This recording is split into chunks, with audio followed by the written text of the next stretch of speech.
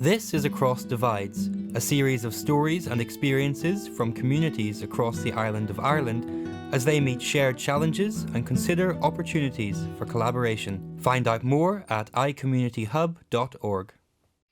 Across the island, rural communities face similar challenges of supporting livelihoods, out-migration and digital connectivity, to name a few.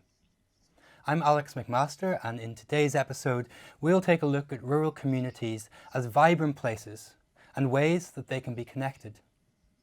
I'm joined today online by Kate Clifford, CEO of Rural Community Network, a regional voluntary membership-based organisation supporting rural communities across Northern Ireland. Tara O'Farrell is also joining us from Longford Women's Link, which aims to link women with resources to help improve and change their own and their families' lives, providing a knock-on transformative effect on the local community. And originally from Belfast, but joining us now from Austin in Texas, is community activist and researcher Emma Shaw. Emma's research focuses on underachievement in education, especially among low-income students. Thank you all for joining us today, and we're looking forward to a really interesting conversation. I'd like to start off actually with Kate and ask you quite a generic question, I guess, on the topic around the challenges that are facing rural communities across the island. I think communities right across the island of Ireland are feeling isolated. Start with a negative. Let's start with a positive. So rural areas are fantastic places to live. Strong sense of community, strong sense of place, strong sense of identity. Very supportive communities working hard, pulling together to make a difference in their area. The reality for many is that life is a struggle.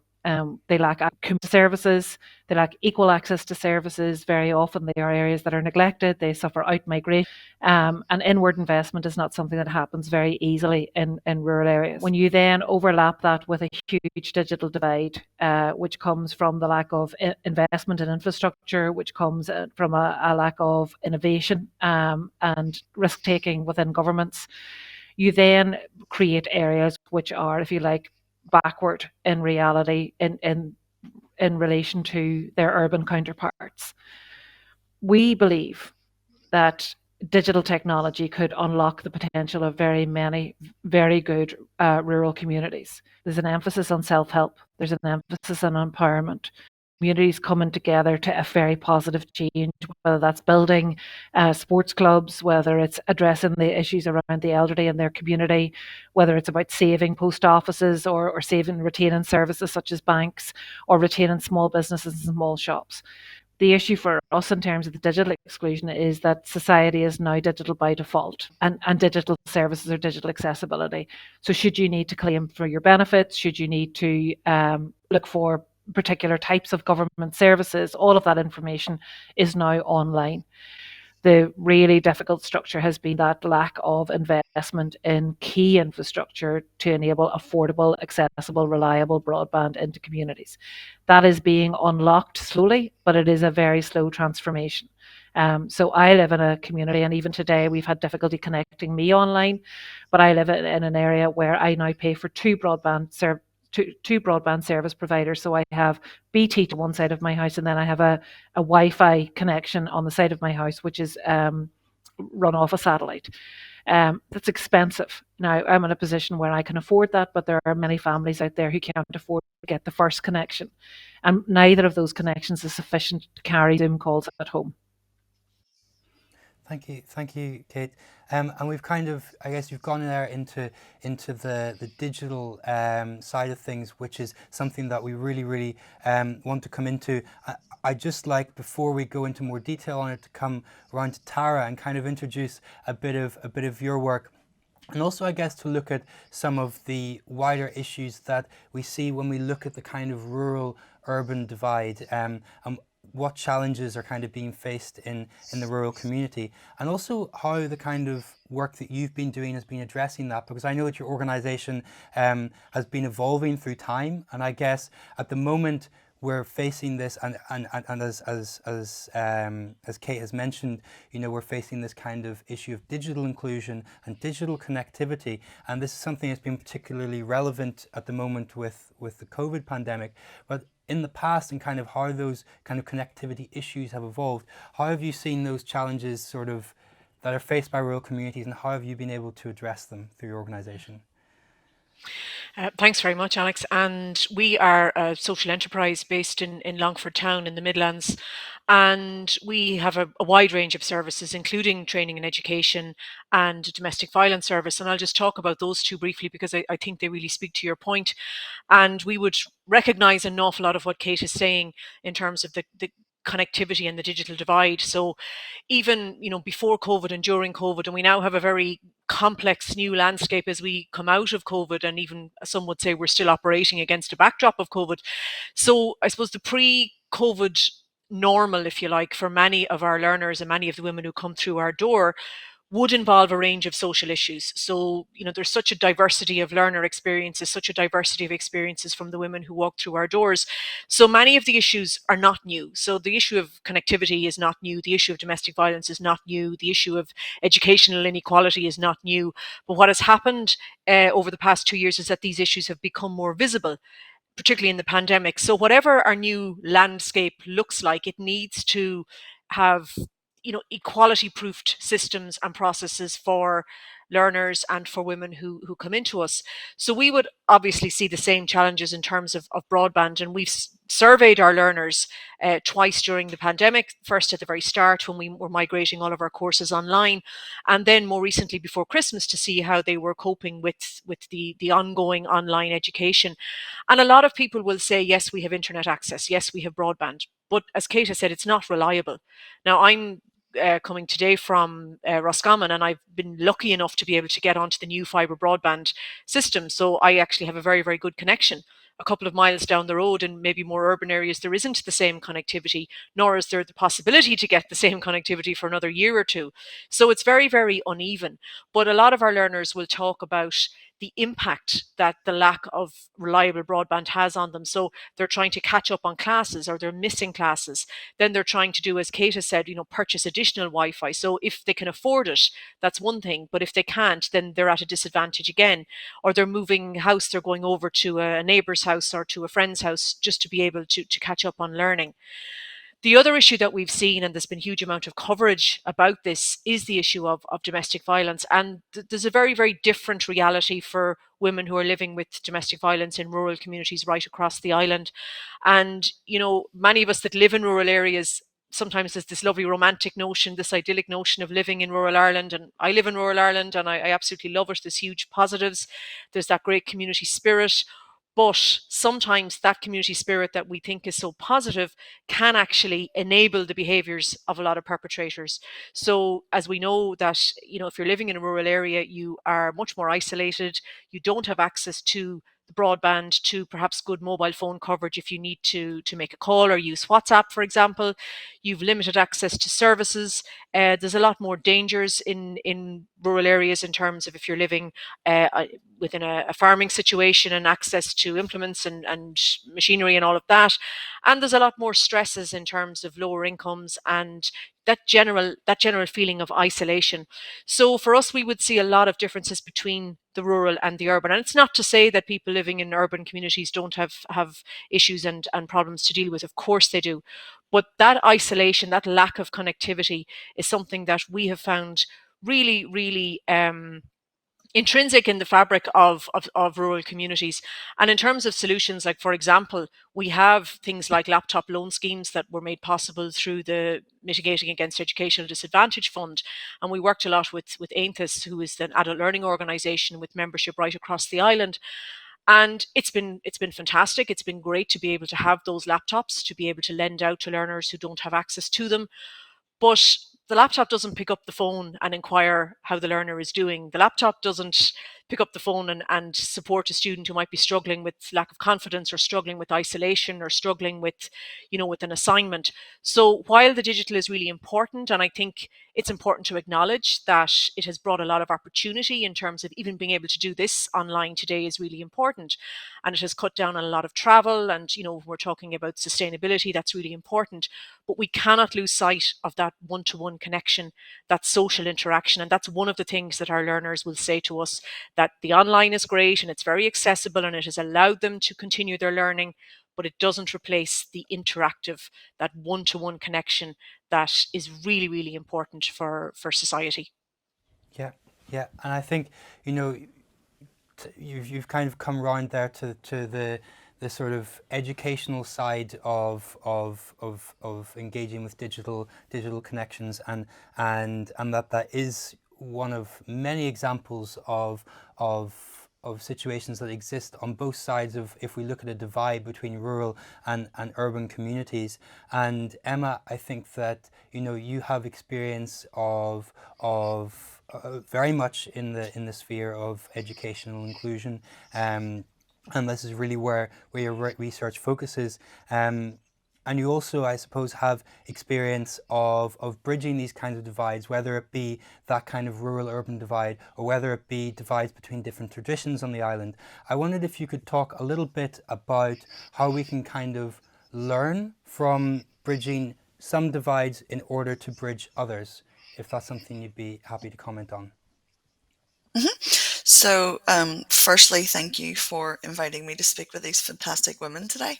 I just really wanted to touch on something that they both commented on, was the affordability and reliability of broadband, because that typically also affects low-income families and low-income students, regardless of whether they live in an urban area or a rural area. And that was something that became really apparent as well during the pandemic. A lot of schools were able to issue laptops, but what schools weren't able to do was ensure that the home had sufficient broadband connectivity. And so, certainly in the area that I was working in, whilst we gave out laptops and whilst we made laptops accessible through the school, some students were still not able to connect through the laptop because of broadband connections with their house, whether they were in a one parent family or a low income. So we had those sort of connectivity issues as well. Um, the other thing then, also in terms of accessing the know-how, what we notice in certainly the women that I have the women that I've interviewed and taken on board their viewpoints, what they're saying to me is, it's great to have all of these courses and it's great to have these education, but if they're not at a time that's accessible to them, so a lot of times the courses are run during the day, and so if a woman is working in a low income job but can't take time off that job to then attend courses to better move into whatever area they want to. And even when there's courses in the evening, they don't necessarily have a creche facility or other barriers to engagement within that particular area. Also, then, just on another point, in terms of the lack of confidence for students, we've seen that absolutely skyrocket during COVID. Before COVID, it was also an issue. In my undergrad research, a lot of the students, the young people that I spoke to, age 11 to 16, I spoke with 546 young people, and they said they didn't see people like them in higher and further education. And that was one of the barriers from my own perspective growing up. I had always thought young people don't do it because it's a financial barrier. But whenever I actually engaged with the young people, they didn't want to see, or they didn't see people like them going to higher and further education. And so, in terms of collaboration, I have actually founded a non-profit in East Belfast that looks at educational underachievement, and we're working to put some programs together. And we are working with partners. Tara mentioned Iantis. We've partnered with them. We've also connected with a Desh school down in Dublin. We've got some connections in Ballyclare and across in England as well. So it is about building a community that transcends these boundaries that we put ourselves in, especially in the context of the conflict within Northern Ireland. When we talk about traditions, women's groups and women's centres are fantastic at reaching out across that divide into communities. We do a lot of work together in terms of education, community development, building women's skills up, and that's fantastic work. What we're trying to do within our nonprofit is to expand that really positive transformational work to include young people and older men as well, to do an intergenerational approach to educational underachievement and connect people to the resources that they feel that they need. So instead of saying this is our programs, this is what we're going to do, we want to try and meet people where they're at. And I guess, Emma, you've introduced that concept of collaboration really there, and the necessity for it, whether it be across a variety of different divides and also, I guess, in a geographical sense and across different challenges that people are facing. And I'd just like to come round to both Kate and Tara, because you are both your organisations are signatories on the new Common Charter for collaboration across and between these islands. This is an initiative to empower civic society to drive cross-border, north and south, east and west cooperation across the island. And I wondered if you would mind talking a little bit about how that structure, which has been kind of put together and has allowed organisations to collaborate and network, how that has really worked on the ground for you and how it's been able to help build up the work that you're doing. Either of you. Okay, so maybe, sorry. Yeah, I'm happy to start. I suppose we've been involved with the Centre for Cross-Border Studies since 2015, and it is a question you often get asked as somebody who's working with an organisation in Longford from Roscommon in the west of Ireland, going, what prompted you or what encouraged you to get involved on a cross-border, all-island collaborative basis? And the simple reason is because we should be doing it.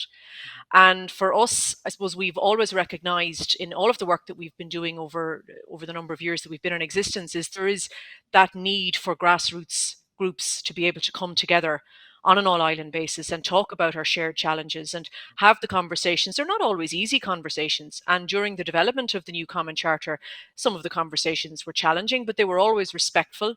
Everyone brought a great deal of generosity to the table in terms of, what they were willing to share, what they were willing to discuss. But I think there was always a willingness to listen and to hear others' views and to hear others' experiences and exchange that knowledge of good practices. So, when we're talking about the charter itself, we're talking about, increasing that opportunity to share information, promoting those civil society values and, contributing to that shared experience. And we're involved in a number of different cross-border programs, one with Women's Tech in Belfast, which is looking at women in non-traditional spaces.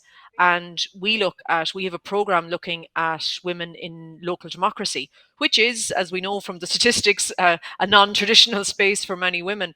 So we've made and forged some very, very strong relationships. We have another program with the Northern Ireland Rural Women's Network, which is started this year through the Department of Foreign Affairs, which is called From Grassroots to Government. And that's again about supporting women to find their voice and to be able to advocate for change, looking at the local structures. So it's really, really important that we engage in this, and not just because of Brexit and all that has gone on with that, but because we are all living on this shared island. We have a wide range of common issues and a lot of knowledge, a lot of mutual knowledge that can be shared for the betterment of our rural communities on the island. Kate, just I guess carrying on with the Common Charter, it's such a kind of it seems from what Tara's just said, such a strong force for collaboration. I wonder, could you talk a little bit about how long it actually took to get this off the ground and why it's so important now that it does exist? Okay, I'm going to let Tara answer that because I'm a newcomer to the Common Charter, so I'm going to let Tara answer the formation of it. Okay, absolutely. Tara, if that's okay. It took quite a while, and I suppose an important point to note is that it did start before the Brexit vote. So I think it's really important to note that recognition. So as I said, we started working with the Centre for Cross-Border Studies on this back in 2015, and we had a number of meetings on a cross-border basis. Then we had meetings on an east-west basis with groups from Scotland and from Wales and from England. Then we did a tour of the various decision-making bodies. So we presented to Iraq, the subcommittees. We presented it over to the Scottish Parliament. We presented it over in London, in the House of Parliament there, and really trying to build support for it. So there is a lot of support for it. I mean, there has been no other space for grassroots organizations to engage in this level of dialogue. So it was really important that we were able to do this on a north-south and an east-west basis, always with that spirit of the Belfast Good Friday Agreement underpinning everything that we were doing. So it did take a couple of years of quite intense work, but I just felt it was really, really rewarding. And now we have this charter that many organizations have signed up to, including ourselves and organizations that we work with, many organizations in Ireland, many all-island organizations. So I think it's a real testimony to the work that went into it from those grassroots groups who, as I said, were very generous with their time and their input into the various discussions. I was going to come in there because Go Tara ahead, has Kate. raised something really important to us, which was around we are a peace building organization, and a big part of the work we do is investment in relationships.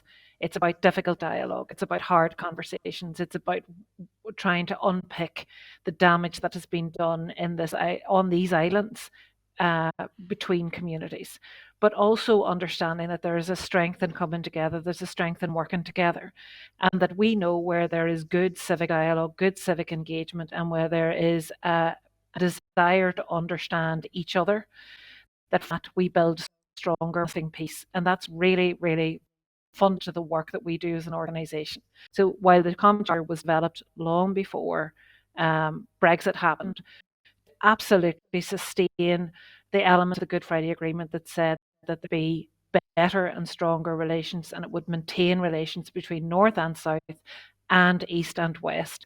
So nobody was having to choose whether they were going with one body or another, and there was no superiority of one over another, but that there was equal measure being given to North and East and West relations. That has become absolutely essential in the work that we do now. It solidified commitment on our behalf as an organisation to sustain those relations long term. We know the benefit of those relations. We know the benefit of working strongly in collaboration with other community development activists, watching what others are doing in terms of unpicking some of the difficulties that we all face, the commonalities that we have, and working together in collaboration to resolve those issues, but also learning from each other, undertaking reflective practice together, and then also working to invest in our communities in a way that supports and consolidates the relations north and south, east and west. A big example of that would be some of the stuff that's going on in Scotland around community wealth building, some of the social value stuff that's going on in the south of Ireland. And we as an organisation then are tapping into our brother and sister organisations in other jurisdictions and saying, what do you know about this? How have you managed it? How are you negotiating this? And then we are all facing a common climate change. We're all facing common challenges around gender and inequality issues. And so the more we can work together, the more we can learn together, and the stronger our voice and the more vocal we are together, the better a chance we have. The Common Charter is a way of underpinning our work, but underpinning it in a way that is collaborative with these islands, that says, this is something worth putting your shoulder. And while it's written as a charter, it's not set in stone. It is something that can bend and flex and change as we need it to. And so it should be revised. It should be a living document. And it's a strong way of underpinning the work that we do. Emma, I think I'll just direct that back towards you, because, I mean, you've mentioned just now, Kate, you mentioned community wealth building and policy, and I guess how those, I guess, working from both ends, of both from the bottom up and then from the top down, I guess, in two different senses. And we're looking at how, communities can be directly can be empowered to make those kind of decisions that address things like the rural-urban divide, or that address issues in rural connectivity. And, through either of those kind of approaches, people's voices can be lost, or some voices can be heard and others not. And I wondered, Emma, if you could introduce to us a bit more how we kind of ensure that inclusion is achieved in addressing the issues that have already been raised. We've already looked at quite a few issues here, not just digital connectivity, but also we've looked at domestic violence, and we've looked at education. And if voices aren't properly heard, what the consequences of that are, and also how those voices can be heard and how change can be equitable in that sense. Thank you. Sorry, my throat.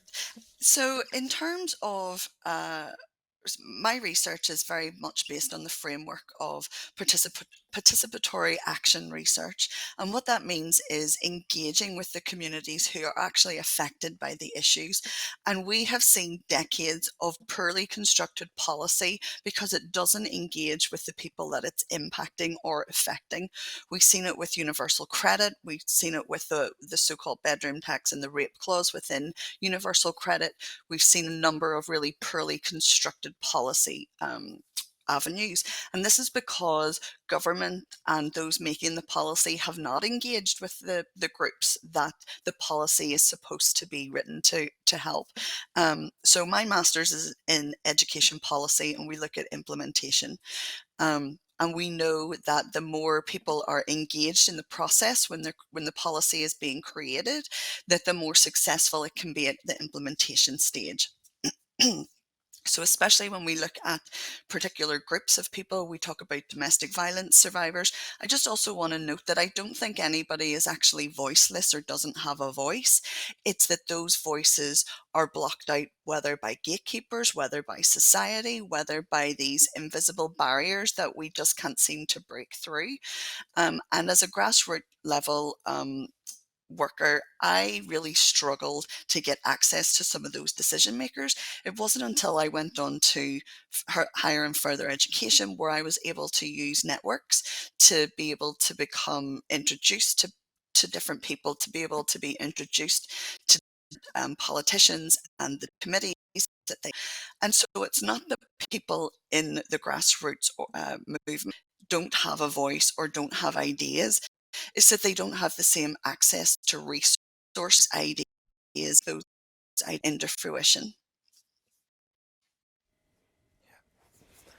Absolutely. I wonder, just kind of looking at if people are not having, I guess, an outlet to voice those ideas and opinions and those viewpoints and those kind of those life situations that perhaps are not widely enough recognized, not widely enough addressed, whether it be from a grassroots or a policy perspective. I wonder, Emma or anyone else here, whether you could kind of talk a little bit about how those kind of issues can be addressed. I'll just touch on one. Yeah, I'll just touch on one point. When we talk about women having the confidence to speak out, we have to also acknowledge the abuse that women face online on platforms when they do speak out. So I've contributed to a blog on Twitter called Her Loyal Voice. It's for women that identify as loyalists. And one of my colleagues who also contributes has faced an absolute barrage of what can only be described as hate and abuse, in terms of what she looks like, in terms of every other thing. Even when she shared pictures of her family, these trolls on Twitter have went after her family. So we have to change society and make society a safer place for women to feel confident that they can speak out without getting this backlash, not only just on the theoretical space online. But we know that violence against women hasn't gone away. It's become more apparent across COVID how many women have been murdered, not only by their partners, but also ex-partners. And there's new legislation that's been brought into Northern Ireland to bring it up to the standard of the rest of the United Kingdom and Ireland in terms of stalking legislation. But there is a lot more work that needs to be done. And that is why a lot of women don't speak out, because we have to consider our mental mental health too when we're speaking out. We have to consider the impact it's having on not just us, but our families and how we choose to identify. I've developed a thicker skin when I've been speaking out over these last couple of years, but I still get, I've been told to stick to wearing makeup and taking selfies whenever I wrote an article for an Irish journal. And it's those kinds of things. I'm a little bit more, yeah, I've developed a thicker skin. Other younger women, when I'm speaking to them and trying to encourage them to speak out, why would I speak out when I'm just going to be persecuted or ridiculed? And sometimes the media plays a part in that as well when they portray loyalists in a particular fashion, instead of, talking about the arguments, talking about the policy, not attacking the person. When we're looking at any of these issues, ensuring that there is enough inclusion, especially for marginalised groups, both in urban and rural areas, is absolutely essential if there's going to be an equitable outcome for any kind of attempt at addressing any of the issues that we've talked about. Tara, Longford Women's Link is looking at equipping people with the resources to change their own lives and have those transformative knock-on effects for the rest of the community. And those resources and these programs that you're running are kind of aimed exactly at addressing the kind of issues that Emma and Kate have been talking about. I wondered if you could talk in a little bit more detail about those, and also what the success actually looks like, because we've seen how much, what the underlying issues are and what the challenges, obviously we haven't seen all of them. We've touched on some of the challenges that there are for addressing a lot of these issues, and what makes it really difficult, and what divides exist within the attempts to address these challenges. Could you just talk, if you could talk a little bit about the way that you're addressing them, and what that success actually then looks like? I mean, I'll give you, I suppose, one of the clearest examples is back in 2009, we had the local elections, the local council elections in Longford, and there was a group of women within Longford Women's Link who really felt, I suppose, completely fed up that they had no say, they had no part in the decisions that were being made at local level that were impacting themselves and their families and their wider communities. So we established what became the Longford Women's Manifesto Group, and really what it was about was absolutely advocating for more women to run for election. I'll come to that in a minute. But really it was about looking at the local structures. What are the local decision-making structures? How are decisions being made that are impacting me and my family and my community? And what we did was start to look at those structures and see how we could gain representation on them. So over the last number of years, we've gained representation through the various different structures on those decision-making committees. And for us, that's what success starts to look like, is that you are not just outside now, you are at the table, understanding how decisions are being made and being able to have some kind of a say. I'm not saying that, you're always going to have huge influence, but to be at the table. And I mean, it speaks back to the previous points around the voices of women. And just to be clear, we all know women are not a homogenous group. And, we've an underrepresentation of women in decision making, but there are many women who have never accessed any platforms, whether it's political or public or otherwise, and who absolutely have a voice, but it's not being heard. So when we are at the table, and we are fortunate enough to have been able to access those spaces, we have to ask the question, who's not with us? So where are the traveller women, the disabled women, the women from rural communities, the migrant women, and so on? And women who have spent years supporting and often leading communities that are already marginalised, and who now are bearing the brunt of a lot of tension and unrest. So I think for us, it's been very important to identify where are the structures, how can we affect change, and then how can we support women to access those structures. So then a couple of years ago, we established the She Project with 50/50 Northwest, and that stands for See Her Elected. And we were really getting into our stride at the beginning of 2020, and we had a great program of events for the year. And then obviously COVID arrived. But I suppose we made an opportunity out of the crisis, and we transferred a lot of our programs online. So the She School was born.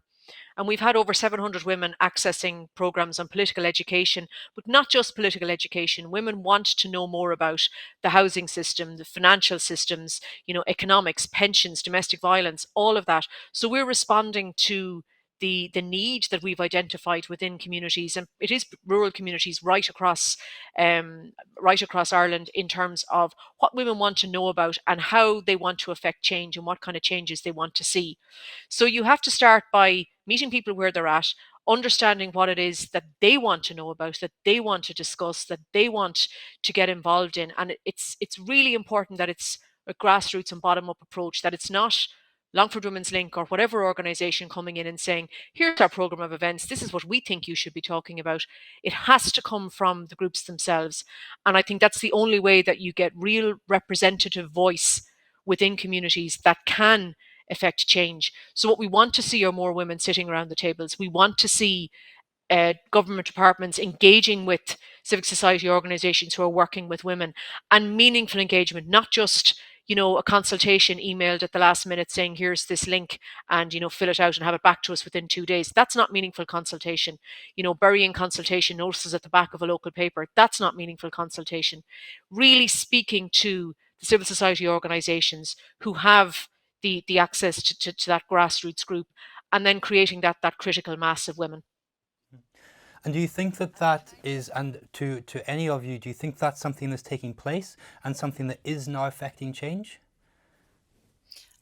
I was just going to follow on with what Tara mentioned in terms of the grassroots level, and I do think that's incredibly important. I mean, in my work, I talk about organisations being community focused, community based, and community led, because it's individual communities that know where they're at.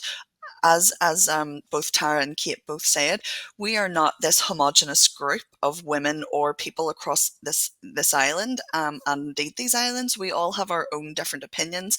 We can have different opinions that can be fully valid. It doesn't mean we can't speak to each other. It doesn't mean we can't engage with each other. And it's really important for us to foster these voices of young people and young women coming through, to be able to guide them how they can take the steps to get to the table where we've been lucky to be able to grab that seat and pull up at the table. And my granny always used to say, if you're not given a seat at the table, bring your own seat.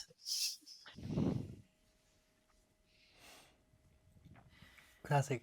Kate, I wondered, just following on from what Emma said, whether you have anything you want to add there, or if you have any examples of what that kind of, I guess, giving people that seat at the table would look like, and what that kind of movement forward and success would look like. Okay, I think there's communities either opposed or looking for changes within their areas.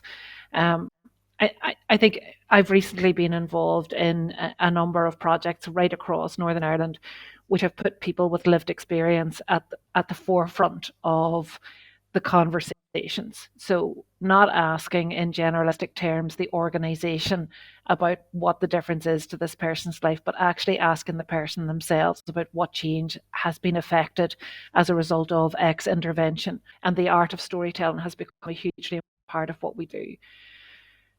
I think fundamental to all that's been talked about today is the notion of community development and the principles of community development, which are very much about working alongside a community, starting with where they're at, looking to see what their ambitions are, looking to see what their needs are, understanding their needs and their wants and how they differentiate, and then working with communities around what are the barriers to their involvement and their inclusion, and then looking around to see who's not at the table and why they don't have a seat at that table, and encouraging those community groups to reach beyond the usual suspects and looking to see those people who are less visible or less vocal in the community, who have less of a voice or haven't been given that voice, and asking them just exactly what Emma has said, to pull up their own chair, sit at the table and tell their stories, and then affect change from the lived experience. I think there's a huge level of what we do, all of us as organisations, is around that community development approach. We have a community group up the road from us here in Mid-Ulster. They had a planning application for a number of wind turbines to come into their area. There was a mass development of wind turbines for that community. Our organisation has supported groups to put up wind turbines, and we've supported groups to take down or to campaign against the establishment of wind turbines. We work with the community where the community are at, so it's not up for us to have a policy on that. The big issue for a lot of the community that we were working with on this particular issue was this was being opposed from them from outside. So an absentee landlord, someone who owned land, who lived far away, had decided this was a fantastic development opportunity for themselves.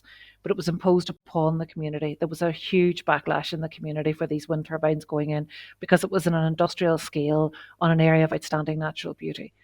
A big part of our work with that community was about enabling them and empowering them to have their voice at the planning table, about supporting them in their campaign and their lobbying, supporting them to be within their governance of their own constitutions and within the charitable law, but also then about enabling dialogue in the community, getting rid of some of the huge myths that came around wind turbines and some of the, I might suppose, more crackpot theories that were there, and coming down to bare facts and bones and helping them to present their case in a very logical way. We didn't do it all, but as an organisation, part of our role was around supporting them to differentiate good information, poor information, data sharing, where they could access information and how they could gain trust and support from others in their community. Also encouraging the group to have good, strong dialogue in their own community about this change that was being imposed upon them, and space for people who were of opposing views,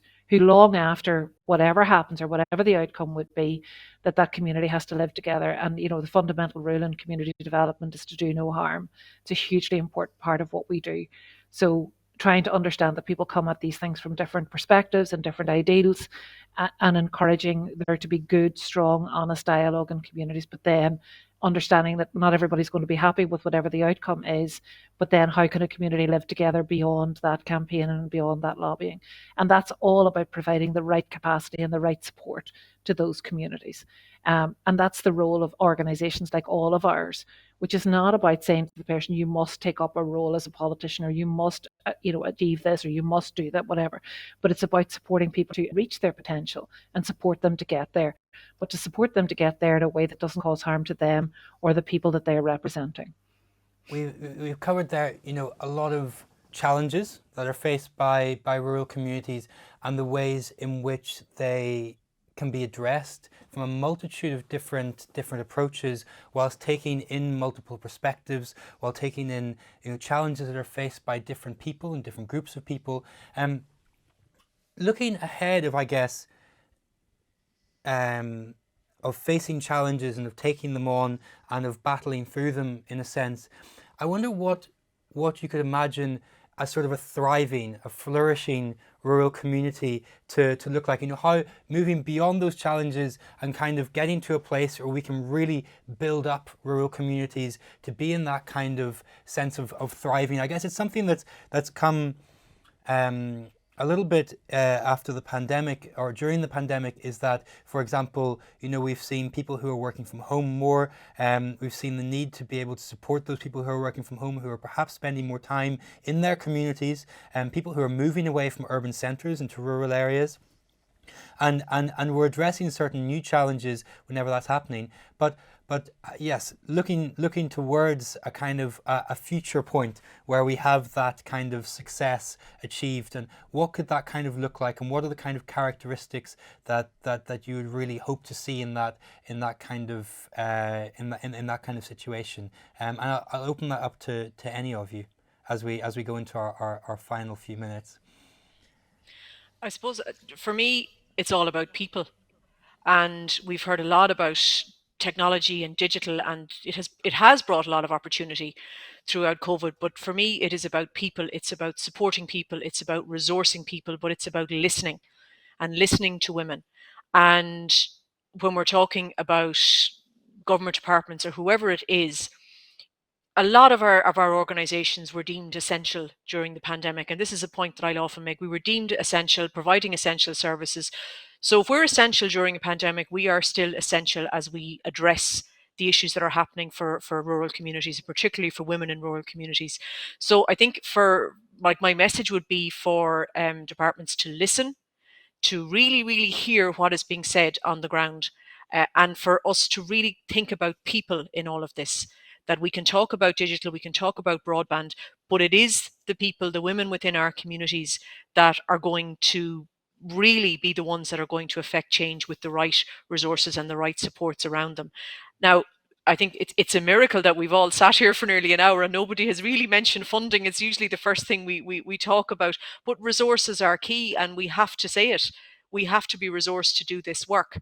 And the work that a lot of organizations like ourselves have done in the last 2 years, never mind the previous 10, 15, 20 years, but particularly the last 2 years, it has been a tremendous workload and it's not something that's sustainable into the future. We need resources and we need people to be resourced and we need sufficient support and resources to be able to transform that change because we can't do it on our own. I'm glad that you mentioned that point, Tara, because I literally just written down sustainable access to funding because that's a big issue for community groups. And so I myself am not from a rural community, but I've spoken with rural women, and something that they tell me in terms of connectivity is not just technology, but also access to public transport, so that they're able to leave the car at home, especially on especially women who are on a low income. I was speaking with one a few weeks ago, and she was having to make the decision whether to put fuel in her car or oil in her tank. And we need to, when we're looking at a global climate change and climate emergency, we need to also be looking at these old networks that we had, before, both rail and bus routes, and relook and see how we can make sure that rural networks and rural areas are connected to the same access for transport as well.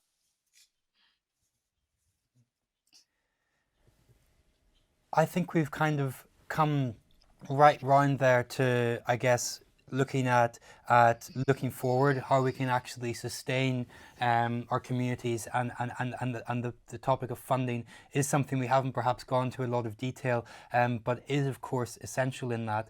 And I guess what we've also looked at is how those voices must be heard and must be built up and must be brought to the table in discussions of rural issues, and the ways that that's currently being achieved through organisations like Rural Community Network or Longford Women's Link, and the way that kind of collaboration between different organisations through structures like the new Common Charter can really build up possibilities for success in addressing challenges for rural communities.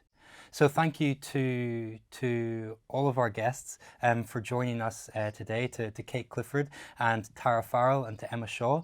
I hope you've enjoyed the conversation. It's been very insightful, and we hope to see you again soon. And thank you very much for listening today. Thank you. You have been listening to Across Divides. Learn more about today's topic and find opportunities to get involved at icommunityhub.org. iCommunity is a joint initiative of the Wheel and NICFA and is supported by the Northern Ireland Department for Communities, the Department of Foreign Affairs Reconciliation Fund and the Shared Island Unit in the Department of the Taoiseach.